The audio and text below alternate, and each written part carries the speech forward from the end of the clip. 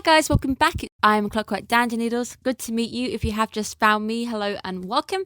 I break down anime, anything that is currently airing in the season. I also sometimes, when I had What's in a Design, break down characters in depth. I look at things like colour, composition, anything that makes a character, and I brought to you guys little 20-minute segments of and how it can predict what's going to happen to them, explain how they react to things. Lots of fun, interesting things. So I enjoy looking a little bit deeper, taking an anime and telling you guys basically what I like and what little subtle things are going on behind the scenes.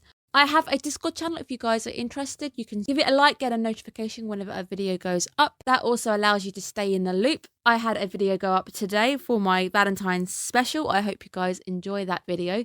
It is 10 animes, love-hate relationships in anime. Some duos that are hanging about who love each other, hate each other, and often enough give us great joy when we come to watching them on the big screen and it comes to anime. So I hope you guys like that video. I'll try and include a link in the description below. Make sure you guys are subscribed to the channel and let us begin. Episode 6, there's not too much I want to say, but I've got some little points that I want to address continuing from last week. So a nice little double episode. Double episodes give us a bit more detail, a bit more in depth, and a nicer pace, I find. So I really enjoyed this little arc with the bugs. This week we start to tease Shiki's backstory. Shiki actually spent some time with his parents, but he can't actually remember how he became separated. There's some kind of trauma that he is maybe forcing him to repress memories, or something really bad actually happened, which does make me worry. It makes me worry that maybe his parents have died, maybe they've protected him from something and he's so traumatized by that he doesn't remember it anymore. Gonna be interesting to see if we actually learn that, because next week's episode seems to imply that we might be going to home of some sort, or whether we're going to focus on the idea of home. So Shiki does actually say that Inagami does know something. He then, at the end of the episode, finally bravely asks Inagami to tell him more. It looks like that's going to be a story we're going to be following. Cutting back to the attack on bugs, Mihai actually ends up lying to Team Cabernet. Shiki is in danger, you have to go. But I do like the little product placement we get where we've got Mappibo. So instead of Haribo, we have Mappibo. I always like picking out product placements and things. Haven't had Haribo in ages, so I guess after this I'm probably going to want to hunt some down. It's the moment where Mihai is describing what's going to happen to Shiki. I'm not 100% if he's actually telling Shiki over the line. He does kind of calmly say, oh yeah, your body's frozen, you're going to kind of have your brain sucked out, then you're going to slowly die. It's like, wow, are you really a good guy or a bad guy? So I still have my mixed feelings on Mihai. I'm not sure what I think. I did actually figure out that he was indeed a little bit bored and he was actually up to mischief. I think he's not a bad guy, but the way he's coming across could be interpreted as both. He, at the end, tries to brush it off as teaching these guys to become stronger. But if things had gone horribly wrong, he wouldn't have been able to protect them. So it could have backfired really, really bad. But thanks to Mihai telling Cabernet that Shiki is in danger, we do see them heading over to his direction. But they do end up running into danger, which kind of vanishes quite quickly. So, oh no, they've run into danger. Shiki's not going to get any backup really, really quick. Cabernet, being the OP that he actually is, ends up taking her down quite quickly. Whether this girl was really, really weak or Cabernet is just OP, he ends up dragging her by the hair and coming quite quickly to Shiki's side.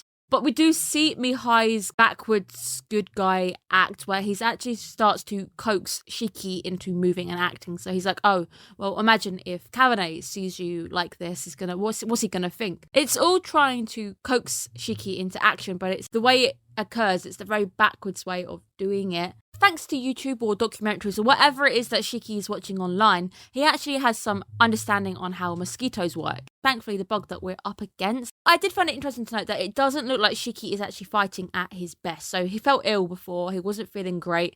It looked like a anxiety attack of some sort. So it's going to be interesting to see what Shiki can do when he's actually fighting at his best. What can this boy do when he's actually on his top form? Because I definitely think we've got more to see when it comes to Shiki, because we definitely don't see him fighting at his best this episode. The fight sequence this episode is cut up with little bits of nuggets from Shiki's past. We can see Inagami coming out to say, hey, I found some information, where he actually ends up avoiding hearing what Inagami actually has discovered. So he's kind of running from the truth, like he's scared to know. Like he even says, I'm happy with things, how things are now. I think that is going to change next episode, where he's finally ready to face the truth, find out what actually happened. These are the after effects of what Mihai's done. I still have my doubts about this character in general, but I guess he's not a bad guy. The characters have grown from this experience, this life-threatening experience. Thankfully, 2 out of 3 of the bugs have been captured, but the ringleader finally appears. We really get to see how Cabernet has developed this episode, and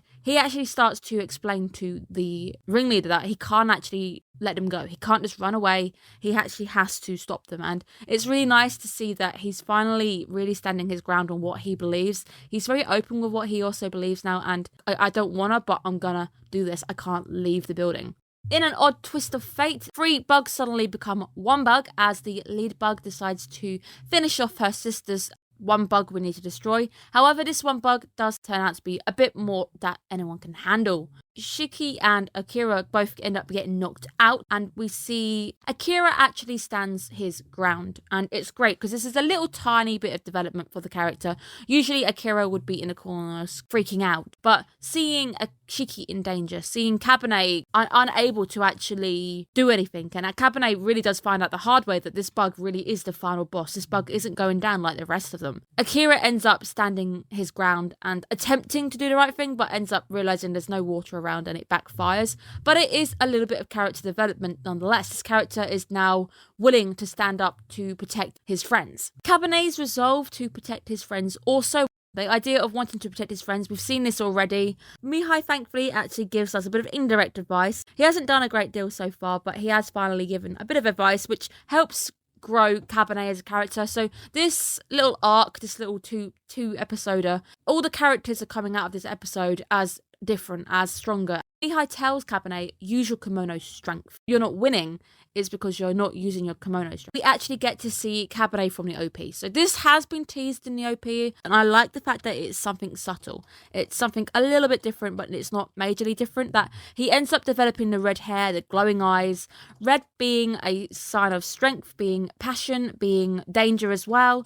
It's very, very subtle. I like it, but it does also convey, with how subtle it is, it conveys his feelings, that he's got these feelings to protect his friends, which is passionate. He feels passionate and strongly. And this is shown very subtly in just having a colour change. Just a simple little colour change, like changing the colour of his hair, really shows us a great deal. He ends up overpowering her and ripping off her arms, turning the tides of the fight. He hasn't turned into the monster that we saw in episode 1 because he's now got the life stone. This time he actually has the life stone, allows him to control his powers. So this is Cabernet in his form. This is him in control. I also like the little subtle detail of once the danger has passes, his hair turns back to black. Literally the red passes and turns back to normal. Danger is over, danger has passed. Just a little tiny subtle thing. Kemono Jihen is all subtle. I think a lot of these little gems are very subtle gems that are tucked away in little things like this, which I think I really like. It's not quite on the nose. Inagami finally ends up breaking free, being allowed to exit his room via Mihai, who finally lets him out, who tells Cabernet to stop. It's time to stop. You've done enough. We are here to investigate, not kill. I like the fact that he's actually stopping him from murdering the bug. He's protecting him. He doesn't want him to go that far. I like that little moment where he's like, no, you've done enough. It's time to come home. Where we actually end up meeting the boy from last episode who was teased, and he is in the OP. He's definitely in the OP. I've had to double check this one. We meet our fox boy. The Inari ended up replacing Kon last week. Our character, who we are now introduced to, is called Nobimaru. He is the one who ends up cleaning up the evidence, destroying the bugs. It's quite nice to see that Foxfire technique used in a different manner, because this is still a variation on Foxfire. He is still just a kitsune, but it's quite nice to see him use it where he just kind of points at little places on the body, and that ends up causing the entire body to erupt into flames, and it all burns away the evidence. Really like the alternate take on the fire, because we've seen Kon use foxfire. We haven't really seen Inari use foxfire just yet, but it's interesting to see different techniques from kitsune to kitsune, so quite nice to see there's some differences in that. We do see a nice humane side to Kabane. I think it's been mentioned also in the frog episode, where he even says, I don't want to kill somebody unless I have to. Like killing is a last resort. Like if Kabane can, he will happily get away with just talking to someone. He believes in talking to somebody and then using the violence as a last resort. Seems to feel a little bit sad seeing the bugs being burnt up, but he says, I'm not going to try and stop you. I understand why you're doing it. Very big kudos. I think Kabane is one of those very big characters who we are really seeing develop from episode to episode, and I like the way that Kemono Jihen's doing it. The character development rolls on every episode. Every episode the characters learn something or they change a little bit. Nobumaru is blonde with actual golden eyes, unlike Kon, who has the blue eyes. The blonde is childlike, it's calm, it's bright, it's sometimes immature. Unlike Kon, he is very chatty, so those gold being a very prospective colour indeed, he is very, very chatty. So unlike Kon, he actually ends up wrapping up the situation. He talks to Kabane quite friendly in a sense, where he even says Shiki's got dehydration, so he's able to point out little tiny things. But he does end up parting with one last little secret, well, technically two little secrets, where he ends up showing us quite a scary smile, which he does towards Mihai. So I'm a bit worried lying. So I'm not 100% that he's telling the truth here, but we may as well discuss what he says and what it actually means. He does warn Kabane that I have been snooping around and Inari still wants the Lifestone. I figured this would be the case. I didn't think she'd let something so valuable drop. So this I do trust. Where he actually warns Kabane that they're not going to try and take it by force because they don't want to make Inagami angry. If for some reason Kabane was to voluntarily give her the Lifestone, where nobody would actually get hurt, seems to warn him off against doing it. It feels like a little bit of a double-edged sword that he actually says, I don't like Inari.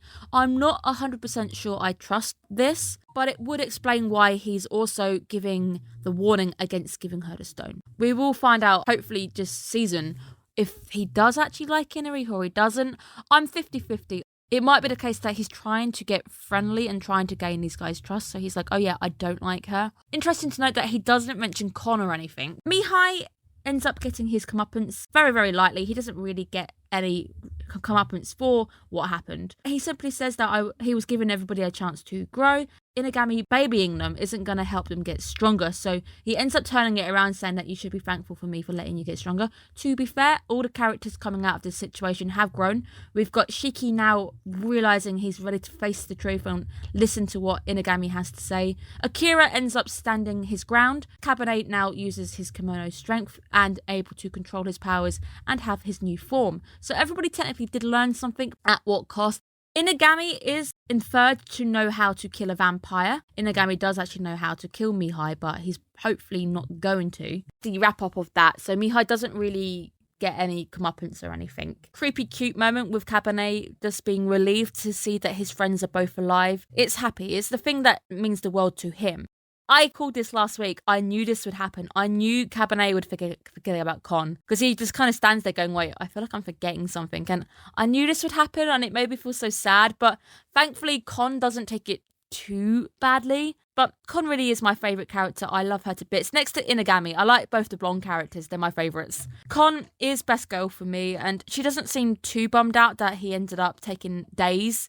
The fact that it's taken him days, and he said, things were always coming up and I forgot about you. To be fair, he does tell her the truth, and she does kind of look a bit disheartened that, it's okay. And if Inari gave me a mission, it would be more important than you as well. It was alluded back in the episode where we had the joke about koi being love. I guess, happy Valentine's Day, guys. That it was alluded that Kon was eating the koi carp from the pond in the park. This is confirming it, yes. I kind of figured she was taking the fish.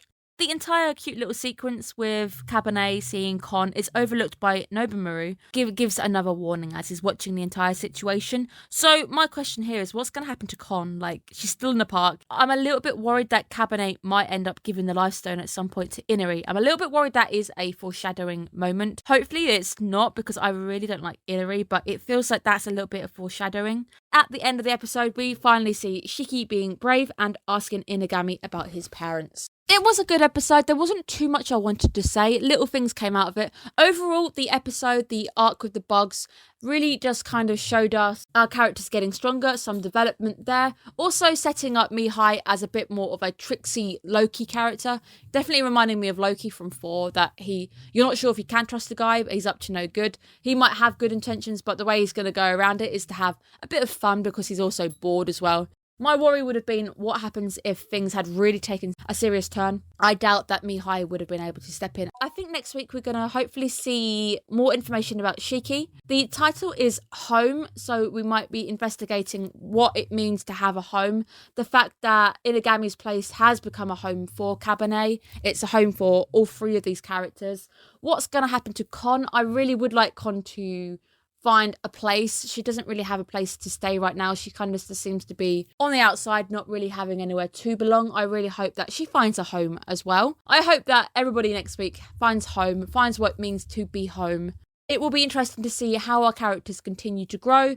Nobumaru, I've got my eye on you because I don't fully trust you. Mihai, I don't trust you, but I don't think you're a bad guy, but I just don't trust the way you get up to no good. You're very mischievous. I think it's been a great episode just to see some gentle changes in characters and just see how they're growing. I'm really enjoying Kemono Jihen. It's definitely surprising me more than I thought it would. I enjoy Sundays because Sundays is best days for me. I've got Kemono Jihen. I've got Attack on Titan season 4. It's a great day for anime. Absolutely loving it. Happy Valentine's to everybody who is watching this. I know there's not many of us, but happy Valentine's Day to you guys. You guys are my Valentines. Thank you so much for continuing to support me and checking out my videos each time. We're having a bit of a slow moment, a slow season, so the fact that you guys do still tune in makes me happy, and I'm so thankful for you. I have given you a gift in the form of my new video for you guys, something for you to chill out, check out. There's no speaking or anything, you just get to watch. I've put it to some fun music, so hopefully you guys enjoy that. I will see you guys again next week when we discover what it means to have a home or be home, or find out what home means to each of our characters. Have a good day, guys. Bye bye.